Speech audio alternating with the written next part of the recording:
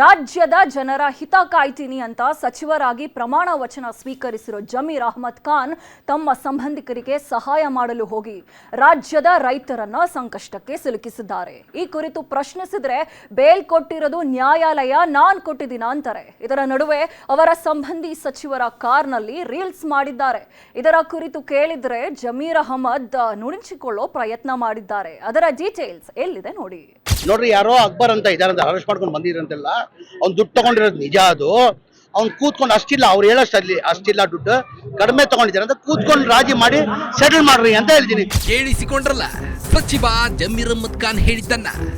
ಯಾರೋ ಅಕ್ಬರ್ ಅಂತೆ, ಅವನು ದುಡ್ಡು ಕೊಡಬೇಕಿತ್ತಂತೆ, ಕೂತು ಮಾತನಾಡಿಸಿ ಕಳಿಸಿ ಅಂತ ಹೇಳಿದ್ದೇನೆ. ತಪ್ಪೇನಿದೆ ಅದರಲ್ಲಿ ಅಂತಿದ್ದಾರೆ. ಹೌದು, ತಪ್ಪೇನೂ ಇಲ್ಲ. ಯಾರೋ ಅಕ್ಬರ್ ಅಲ್ಲ, ಜಮೀರ್ ಸಾರ್. ಹಾಗಿದ್ರೆ ಈ ವಿಡಿಯೋ ಅಲ್ಲಲ್ಲ, ರೀಲ್ಸ್ ಕೂಡ ಒಮ್ಮೆ ನೋಡಿಬಿಡಿ. ಆಮೇಲೆ ಅಸಲಿ ವಿಚಾರಕ್ಕೆ ಬರೋಣ.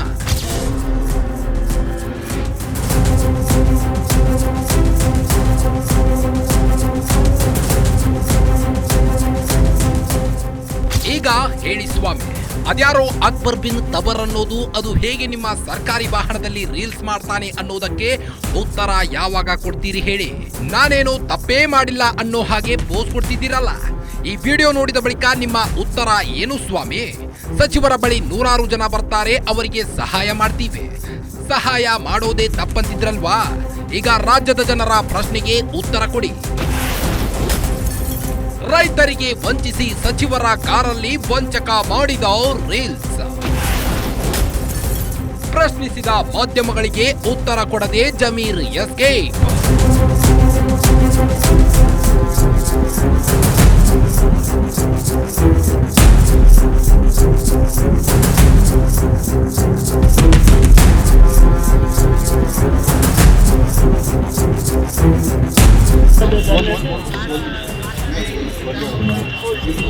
ಅಕ್ಬರ್ ಯಾರೋ ನನಗೆ ಗೊತ್ತಿಲ್ಲ. ಅವರನ್ನ ಪೊಲೀಸರು ವಶಕ್ಕೆ ಪಡೆದಿದ್ದಾರೆ. ಅವರಿಗೆ ಸ್ವಲ್ಪ ಹೆಲ್ಪ್ ಮಾಡಿ ಅಂತ ಅವರ ಕಡೆಯವರು ಬಂದಿದ್ರು. ಹೀಗಾಗಿ ನಾನು ಪೊಲೀಸರ ಜೊತೆ ಮಾತನಾಡಿದೆ.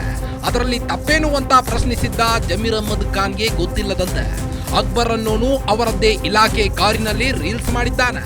ರಾಜ್ಯದ ರೈತರಿಗೆ ವಂಚಿಸಿದ ವ್ಯಕ್ತಿ ಸರ್ಕಾರಿ ಕಾರಿನಲ್ಲೇ, ಅದರಲ್ಲೂ ಸಚಿವರ ಕಾರಿನಲ್ಲಿ ರೀಲ್ಸ್ ಮಾಡಿ ಶೋಕಿ ಮಾಡಿದ್ದಾನೆ.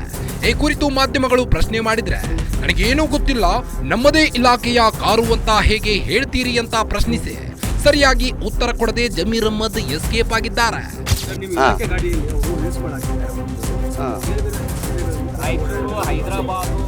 ನನ್ನ ಇಲಾಖೆ ಗಾಡಿ ಅಂತ ಹೆಂಗ್ ಹೇಳ್ತೀರಾ? ನನ್ನ ಇಲಾಖೆ ಗಾಡಿ ಅಂತ ಹೆಂಗ್ ಹೇಳ್ತೀರಾ? ಇಲ್ಲ, ನನ್ಗೆ ಗೊತ್ತಿಲ್ಲ, ನಾನು ನೋಡಿಲ್ಲ. ನೋಡಿ ಹೇಳ್ತೀನಿ, ನಾನು ನೋಡ್ತೀರಾ?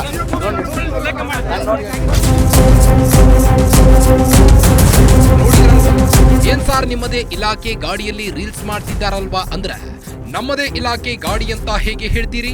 ನನಗೇನು ಗೊತ್ತಿಲ್ಲ, ಅದರ ಬಗ್ಗೆ ತಿಳಿದುಕೊಂಡು ಹೇಳ್ತೀನಿ. ನನಗೇನು ಗೊತ್ತಿಲ್ಲ ಅಂತ ಹೇಗೆ ನುಣುಚಿಕೊಂಡಿದ್ದೀರಾ ಅಂತ ನೀವೇ ನೋಡಿದ್ದೀರಿ. ಇದೇನಾ ರಾಜ್ಯದ ಜನರ ಹಿತ ಕಾಯುವ ಪರಿ? ಅಕ್ಬರ್ ಯಾರು ಅನ್ನೋದು ನನಗೆ ಗೊತ್ತೇ ಇಲ್ಲ ಅಂತ ಹೇಳ್ತೀರಲ್ವಾ ಜಮೀರ್ ಸಾರ್? ಹಾಗಿದ್ರೆ ಈ ಫೋಟೋಗಳನ್ನ ಒಮ್ಮೆ ನೋಡಿಬಿಡಿ.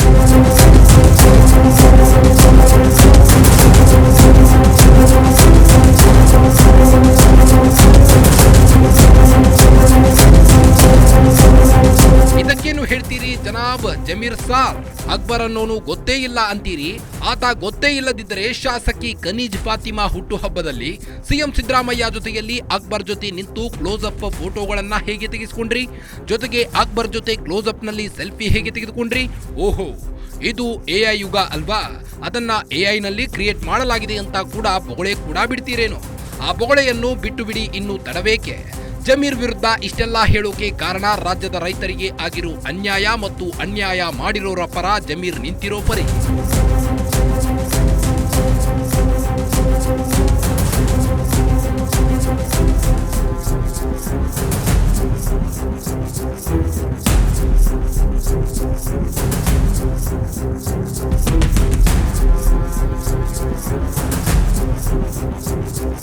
ಚಿಕ್ಕಬಳ್ಳಾಪುರದ ರೈತ ರಾಮಕೃಷ್ಣ ಅನ್ನೋರು ಹೈದರಾಬಾದ್ ಮೂಲದ ಅಕ್ಬರ್ ಅನ್ನೋರಿಗೆ ಜೋಳ ಮಾರಾಟ ಮಾಡಿದ್ರು. ಜೋಳ ಕೊಂಡಿದ್ದ ಅಕ್ಬರ್ ಸುಮಾರು 2 ಕೋಟಿ ರೂಪಾಯಿಗೆ ಅಧಿಕ ಮೊತ್ತ ನೀಡಬೇಕಿತ್ತು. ಹಣ ಕೇಳಲು ಹೋದಾಗ ಅಕ್ಬರ್ ರಾಮಕೃಷ್ಣರಿಗೆ ಧಮಕಿ ಹಾಕಿದ್ದಂತೆ. ಇದರಿಂದ ಕಂಗಾಲಾದ ರಾಮಕೃಷ್ಣ ಹೈದರಾಬಾದ್ನ ಸೈಬರಾಬಾದ್ ಠಾಣೆಯಲ್ಲಿ ವಂಚನೆ ದೂರು ನೀಡಿದ್ರು. ಜೊತೆಗೆ ಪರೇಸಂದ್ರ ಪೊಲೀಸ್ ಠಾಣೆಗೂ ಕೂಡ ದೂರು ನೀಡಿದ್ರು. ರೈತ ರಾಮಕೃಷ್ಣ ನೀಡಿದ ದೂರಿನ ಆಧಾರದಲ್ಲಿ ಪೊಲೀಸರು ಅಕ್ಬರ್ನನ್ನ ವಶಕ್ಕೆ ಪಡೆದಿದ್ರು. ಎಸ್ಐಗೆ ಕರೆ ಮಾಡಿ ರಾಜಿ ಮಾಡಿಸಲು ಜಮೀರ್ ಸೂಚನೆ. ಸೋಷಿಯಲ್ ಮೀಡಿಯಾದಲ್ಲಿ ಸಚಿವರ ಆಡಿಯೋ ವೈರಲ್.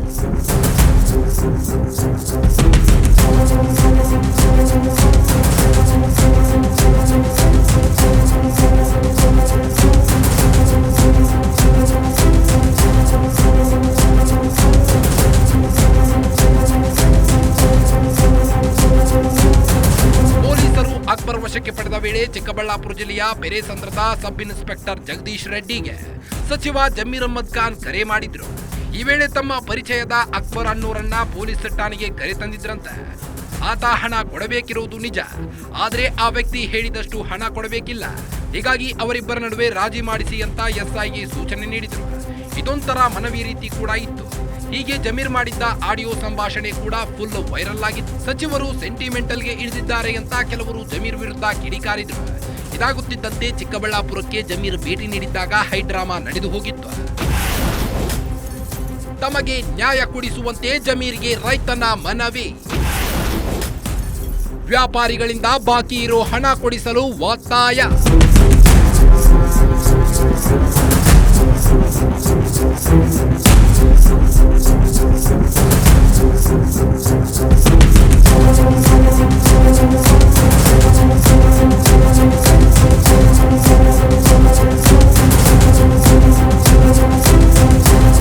ಸಚಿವರ ಎದುರು ಕಣ್ಣೀರು ಹಾಕ್ತಿರೋ ರೈತ, ದಯವಿಟ್ಟು ನನಗೆ ನ್ಯಾಯ ಕೊಡಿಸಿ ಅಣ್ಣ ಅಂತ ಗೋಳಾಡ್ತಿರೋ ವ್ಯಕ್ತಿ.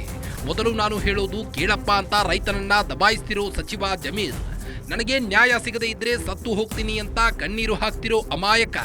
ಈ ಎಲ್ಲಾ ದೃಶ್ಯಗಳು ಕಂಡು ಬಂದಿದ್ದು ಚಿಕ್ಕಬಳ್ಳಾಪುರದಲ್ಲಿ. ಇದಕ್ಕೆ ಮೂಲ ಕಾರಣ ರೈತನಿಗೆ ಆಗಿರೋ ವಂಚನೆ.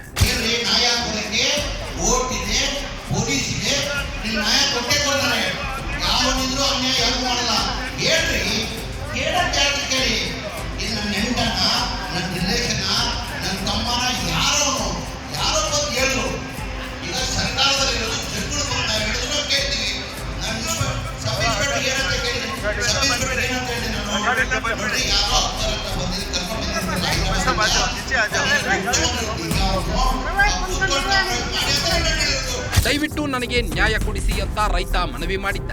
ಈ ವೇಳೆ ಆ ವ್ಯಕ್ತಿ ಯಾರು ಅನ್ನೋದೇ ನನಗೆ ಗೊತ್ತಿಲ್ಲ. ಅಲ್ಲದೆ ಪೊಲೀಸರಿಗೆ ನಾನೇನು ಆತನನ್ನ ಬಿಟ್ಟು ಕಳುಹಿಸಿ ಅಂತ ಹೇಳಿಲ್ಲ. ಬದಲಿಗೆ ಇಬ್ಬರನ್ನ ಕೂಡಿಸಿ ಮಾತನಾಡಿಸಿ ಅಂತ ಹೇಳಿದ್ದೇನೆ. ನ್ಯಾಯಾಲಯ ಜಾಮೀನು ಕೊಟ್ಟಿದೆ. ಇದಕ್ಕೆ ನಾನೇನು ಮಾಡೋಕೆ ಆಗುತ್ತೆ ಅಂತ ಪ್ರಶ್ನಿಸಿದ್ರು. ಈಗ ಅವನು 10 ದಿನ ಸ್ಟೇಷನ್ ಅಲ್ಲಿ ಕೋರ್ಟ್ ಹೋದ, ಕೋರ್ಟಿಂದ ಬೇಲ್ ತಗೊಂಡ, ಬೇಲ್ ತಗೊಂಡು ಆಚೆ ಬಂದಿರೋದು. ಬೇಲ್ ಕೊಟ್ಟಿರೋದು ಯಾರು? ನ್ಯಾಯಾಲಯ ಕೊಟ್ಟಿರೋದು. ಈಗ ಆ ವ್ಯಕ್ತಿ ಮಾತಾಡ್ತಿರೋ ಮಾತೇನು ಸರ್, ನಾನು 2 ಕೋಟಿ ನಾನು ಅವ್ರಿಗೆ ಕೊಡಬೇಕು, ನನ್ನ ಜೈಲಿಗೆ ಹಾಕಿ ನಾನು ಕೊಡಲ್ಲ, ಈಗ ಏನ್ ಮಾಡ್ಕೊತಾರೆ ಅವ್ರವ್ರದ್ದು ವ್ಯವಹಾರ ನಾನೇನ್ ಮಾಡಕ್ಕಾಗಲ್ಲ ಸರ್. ಬಂದಿದ್ರು, ಈಗ ನೀನ್ ಬರ್ತೀಯ ಬ್ರದರ್, ಯಾರ್ಗನ ನೀನ್ ಕರ್ಕೊಂಡ್ ಬರ್ತೀಯ ಸರ್? ನಮ್ಮವ್ರಿಗೆ ಅನ್ಯಾಯ ಆಗಿದೆ, ಸ್ವಲ್ಪ ಹೇಳಿ ಸರ್, ನಾನು ಹೇಳಲ್ಲ ಅಂತ ಹೇಳಕ್ಕಾಗ್ತದ? ಹೌದು ಬ್ರದರ್, ನಿಮ್ಮ ಹತ್ರ ಸಹಾಯ ಕೇಳ್ಕೊಂಡು ಬಂದ್ರೆ ಆಗಲ್ಲ ಅಂತ ಹೇಳೋಕ್ಕಾಗಲ್ಲ. ಆದ್ರೆ ಅವರ್ಯಾರು ಗೊತ್ತೇ ಇಲ್ಲ ಅಂತಿದ್ದವರು ನಿಮ್ಮದೇ ಕಾರಿನಲ್ಲಿ, ಅದು ಸರ್ಕಾರಿ ಕಾರಿನಲ್ಲಿ ರೀಲ್ಸ್ ಮಾಡಿದ್ದು ಹೇಗೆ ಬ್ರದರ್? ಅದಕ್ಕೆ ಉತ್ತರ ಹೇಳಿ ಅಂತಿದ್ದಾರೆ ಬ್ರದರ್ ರಾಜ್ಯದ ಜನ. ಜಟ್ಟಿ ನೆಲಕ್ಕೆ ಬಿದ್ದರೂ ಮೀಸೆ ಮಣ್ಣಾಗಲಿಲ್ಲ ಅನ್ನೋ ಗಾದೆ ಇದೆ. ಇದು ಜಮೀರ್ ಅಹ್ಮದ್ ಅವರಿಗೆ ಹೇಳಿ ಮಾಡಿಸಿದಂತಿದೆ. ಅಲ್ಲ ಸ್ವಾಮಿ, ವಂಚನೆಗೆ ಒಳಗಾದ ವ್ಯಕ್ತಿ ಸತ್ತೇ ಹೋಗ್ತೀನಿ ಅಂತಿದ್ರು ನಿಮ್ಮವರನ್ನ ಕರೆದು ಕನಿಷ್ಠ ಬುದ್ಧಿ ಹೇಳೋಕೂ ಆಗಿಲ್ವಾ? ಕೋಟ್ಯಾಂತರ ರೂಪಾಯಿ ವ್ಯವಹಾರ ಮಾಡೋ ಅವರಿಗೆ ಬುದ್ಧಿವಾದ ಹೇಳಿ ದುಡ್ಡು ಕೊಡಿಸೋಕೆ ಆಗಲ್ವಾ ಅಂತ ರಾಜ್ಯದ ಜನ ಪ್ರಶ್ನೆ ಮಾಡ್ತಿದ್ದಾರೆ. ಇದೇನ ರಾಜ್ಯದ ಜನರ ಹಿತ ಕಾಯುವ ಪರಿ ಅನ್ನೋದಕ್ಕೆ ಉತ್ತರ ಕೊಡಿ ಅಂತ ರಾಜ್ಯದ ಜನ ಕೇಳ್ತಿದ್ದಾರೆ.